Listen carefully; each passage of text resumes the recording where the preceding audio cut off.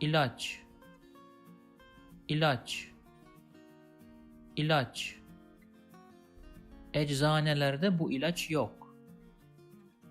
Eczanelerde bu ilaç yok.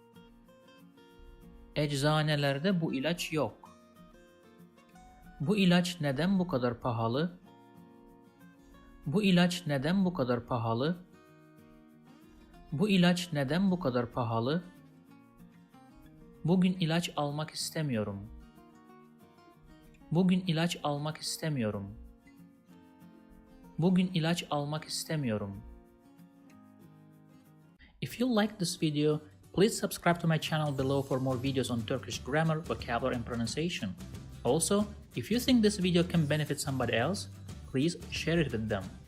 Last, if you have any comment or request, please provide your feedback in the comment section below and I'll do my best to respond as soon as possible.